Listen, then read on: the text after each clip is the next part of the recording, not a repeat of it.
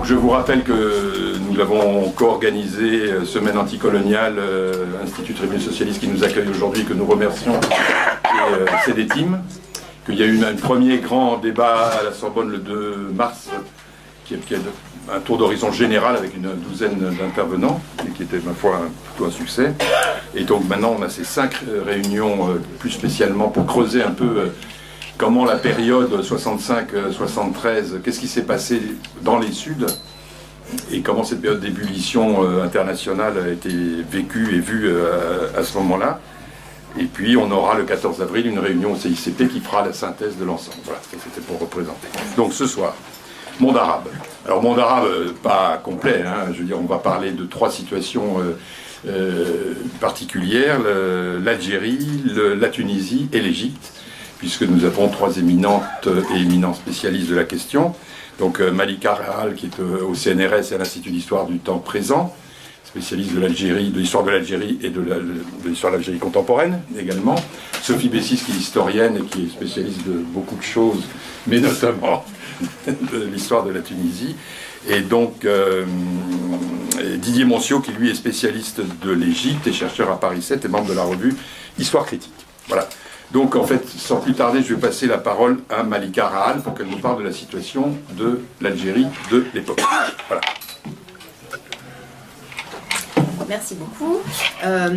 Oui, alors ça va être une intervention un peu brève pour vous évoquer comment parler du 68 algérien. Et évidemment, la chronologie algérienne va être assez différente de celle qu'on connaît en Europe et en France. Les années sur lesquelles je vais plus me focaliser, c'est les années qui suivent le coup d'État de 1965 et qui se prolongent jusqu'au début des années 70, en me focalisant notamment sur la question de la jeunesse et des organisations, de l'organisation de la jeunesse, et les façons dont on fait de la politique, dont on se mobilise dans ces années. Alors, il faut évidemment, avant de commencer en 65, dire quelques mots de la période précédente, et de cette période qui suit l'indépendance de 1962, qui est une période de très grand enthousiasme révolutionnaire, de très grand enthousiasme tiers-mondiste, évidemment, autour de la figure du premier président de la République, Ahmed Ben Bella.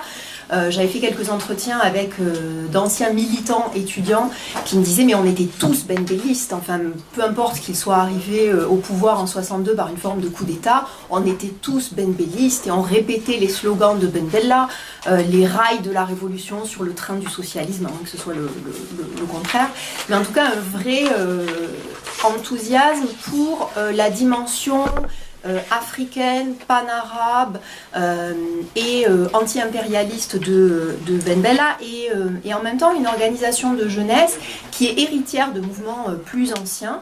Au moment de l'indépendance, on se réunit dans ce qu'on appelait auparavant l'UGMA, l'Union générale des étudiants musulmans algériens, et on se réorganise pour se renommer, puisque ce vieux terme de musulman n'est plus nécessaire après l'indépendance, et on se nomme désormais UNEA, Union nationale des étudiants algériens. Et cette UNEA, elle est assez intéressante dans sa structure, parce que elle s'organise, elle se crée en comité, et en même temps s'y pose beaucoup de questions qui sont les questions de l'Algérie indépendante. Les premiers débats, les premières réunions de l'UNEA, par exemple, c'est assez intéressant de voir que sur la question du genre de régime et du pluripartisme, on n'est pas forcément d'accord, mais on a pas mal de gens qui considèrent qu'au fond, avoir un grand parti unique pour rassembler tout le monde, ça serait pas une idée absurde finalement. Est-ce qu'il pourrait y avoir des courants à l'intérieur de ce grand parti unique? Est-ce que ce grand parti unique, ça pourrait être le FLN? Beaucoup de militants de cette UNEA sont des militants qui sont aussi membres du Parti communiste algérien, et donc ils se préoccupent de ça, et c'est pas parce qu'ils sont au Parti communiste qu'ils sont contre l'idée d'avoir un grand front anti-impérialiste, révolutionnaire, qui organiserait la politique dans le pays.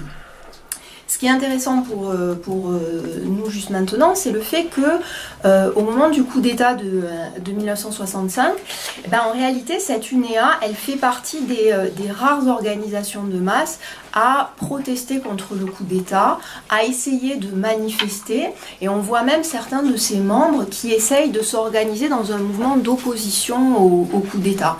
Un certain nombre des leaders de l'UNEA qui font partie du Parti communiste algérien sont aussi membres d'une toute nouvelle organisation qui se crée principalement contre le coup d'État, qui s'appelle l'ORP, l'Organisation de la Résistance Populaire, dans laquelle on va trouver des gens du PCA, des gens comme Hadj Ali par exemple, des gens comme Sadr Hadjeres également, et aussi des gens de ce qu'on appelle la gauche du FLN, des gens comme Mohamed Harbi par exemple, Hossein Zahwan, qui se réunissent dans cette organisation opposée au coup d'État et qui se mobilisent contre lui. En réalité, l'ORP en termes de clandestinité, c'est pas du tout une organisation très efficace et elle est très rapidement démantelée par les autorités. Ces leaders, notamment ceux que j'ai cités à l'exception de Hadjeres, sont emprisonnés. Beaucoup d'entre eux sont torturés, demeurent en prison très longuement, et il y a autour de leurs arrestations et de la question de leur libération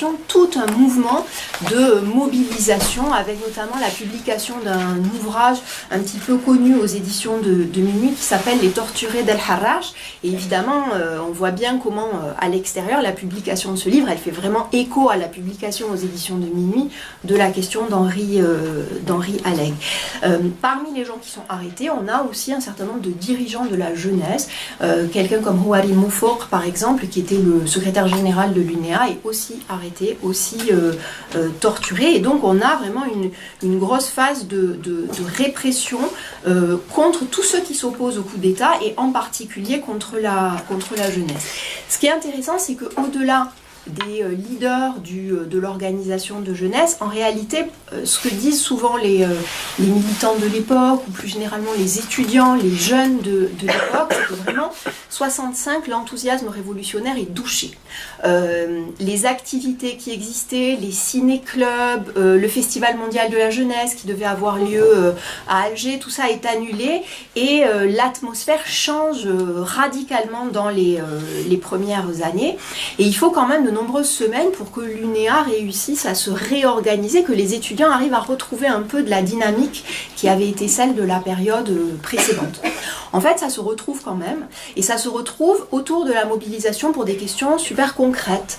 C'est un peu comme ailleurs, les questions de polycopier dans les amphis, les questions de la qualité de la nourriture dans les universités, la question des cités universitaires, de la sécurité dans les cités universitaires ou du confort dans les cités universitaires. Tout ça, ça parvient à mobiliser, et les étudiants se trouvent dans une sorte d'entre-deux où ni complètement clandestins ni complètement légaux, mais arrivant quand même à une certaine forme d'organisation.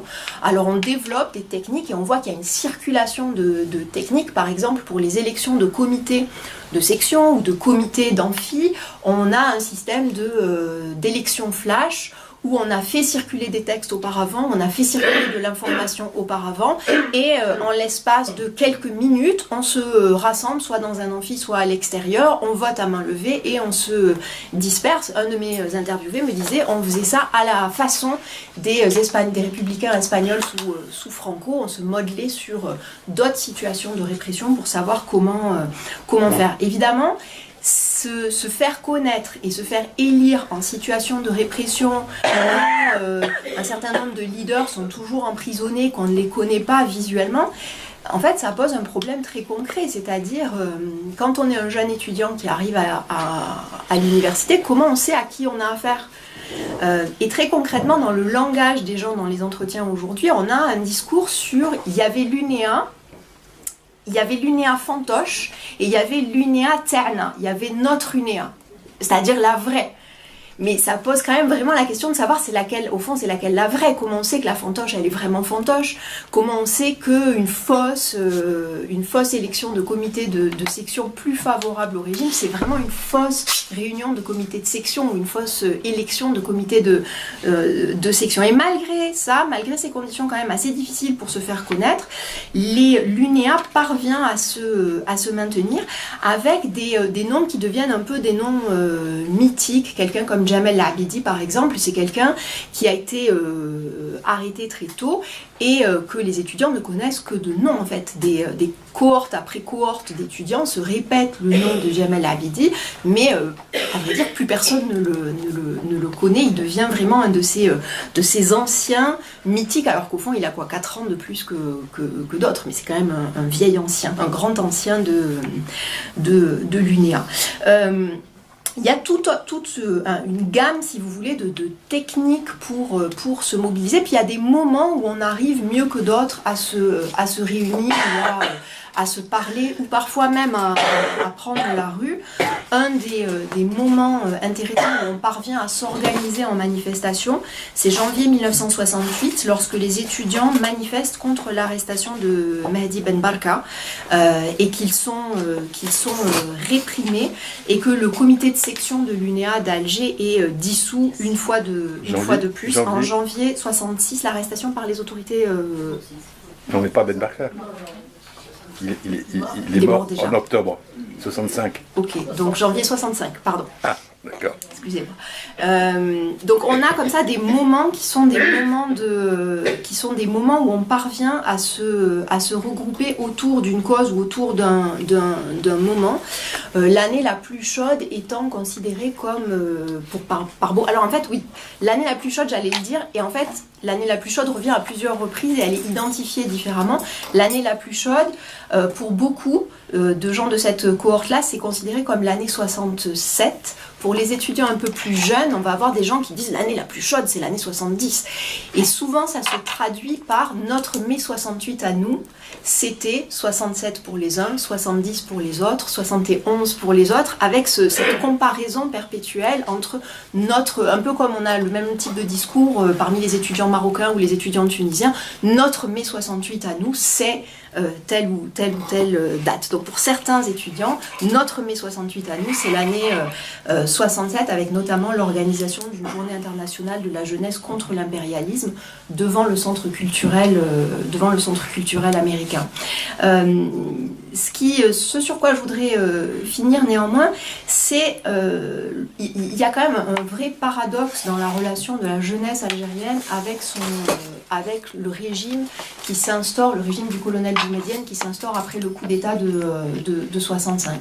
Ce paradoxe, c'est que la répression est continue, elle est un peu irrégulière, elle vient par vagues, et que malgré cette répression continue, on assiste quand même à en plusieurs phases un regain de popularité du régime et de Boumedienne presque personnellement auprès de la jeunesse. Moi j'identifie 3 phases, peut-être qu'on pourrait préciser un peu plus, mais des moments où le régime de Boumedienne ou Boumedienne en personne se reconnecte avec la jeunesse. La première étape, c'est le moment de la guerre des 6 jours en 67 et le fait qu'un certain nombre de manifestations, et notamment de très grandes manifestations à Alger, sont organisées et sont tolérée par les autorités. La plus grande manifestation, elle aboutit par exemple devant le centre culturel américain qui est mis à sac, et on trouve dans les archives américaines le fait qu'au consulat on se calfeutre un peu, on a peur que les étudiants s'en prennent également au consulat américain. Ce qui est particulier dans ces manifestations et dans ce mouvement autour de la guerre, c'est le fait que donc ce n'est pas un mouvement contre, c'est presque au contraire un mouvement en faveur d'une attitude très ferme de la part de Boumedienne, et que les jeunes qui participent à ces manifestations revendiquent, demandent, exigent la création d'un service militaire. Ils souhaitent participer, et là il y a toute une question de cette génération de l'après-guerre, cette génération de la post-indépendance et son rapport à la guerre. Ces jeunes qui, de par leur âge, n'ont pas participé pour la plupart d'entre eux à la guerre, et qui d'une certaine façon se rêvent aussi un combat anti-impérialiste qui serait celui de leur génération, et souhaitent d'une certaine façon participer à cette guerre, au moins à travers la création d'un service militaire. Deuxième étape du regain au moins de la jeunesse algéroise, par Boumedienne, c'est le moment un peu béni, ou miraculeux, de l'organisation du Festival panafricain de 69, où on a cette très grande organisation que vous connaissez, avec énormément d'artistes de renommée internationale, énormément de groupes révolutionnaires africains qui sont présents en Algérie, également des groupes révolutionnaires de pays non africains. Les groupes palestiniens, par exemple, sont présents. Fatah a un centre à Alger. Et ce qui est remarquable là aussi, c'est vraiment la ferveur populaire autour de cette manifestation. Le fait que d'une certaine façon, on rejoue certaines scènes de l'IS de 62 et des fêtes de l'indépendance dans la présence de la foule dans la rue, et le fait que bien souvent en fait elle déborde la police, elle déborde le service d'ordre, comme on le voit dans certaines des images du film de William Klein sur le festival panafricain. Et sans doute la dernière étape de cette opération qui permet de regagner la jeunesse pour Boumedienne, c'est le grand moment, si vous voulez, de reconquête révolutionnaire. C'est le début de l'année 1971 avec les grandes mesures de gauche de Boumedienne, qui sont la révolution agraire d'une part et la nationalisation des hydrocarbures, qui permettent vraiment à des jeunes, y compris dans la clandestinité, et plus généralement à des militants de gauche, y compris dans la clandestinité, y compris par exemple des militants du parti qui est l'héritier du Parti communiste algérien, ou qui se veut l'héritier du Parti communiste algérien, qui est le parti de l'avant-garde socialiste, le PAGS, tout en étant dans une forme de clandestinité, néanmoins de soutenir certaines des mesures du régime, celles qui sont considérées comme progressistes, celles qui sont considérées comme anti-impérialistes, celles qui sont donc considérées comme allant dans le sens qui est celui de ces organisations. Et le paradoxe, c'est que 71, ce moment où vraiment, d'une certaine façon, la jeunesse elle est regagnée, c'est aussi le moment où la répression, elle est la plus dure. C'est le moment où l'UNEA est définitivement dissoute et réprimée, et où en réalité, il n'y aura plus à partir de cette date-là d'organisations spécifiquement étudiantes. On aura des organisations de jeunesse, on aura d'autres choses, on aura des formes de volontariat de la révolution agraire, mais par la suite, il n'y aura pas pour remplacer l'UNEA une autre forme de mobilisation étudiante. Donc il y a quelque chose de très étrange dans ce moment qui est en même temps un grand moment d'enthousiasme en faveur de certaines des mesures du régime, au détriment d'autres, au détriment de mesures jugées plus conservatrices, de l'accusation de favoriser notamment l'émergence de mouvements conservateurs en matière de religion, ou de mouvements déjà islamistes, et en même temps une répression très forte du mouvement de jeunesse. Voilà, je vais m'en tenir là pour maintenant.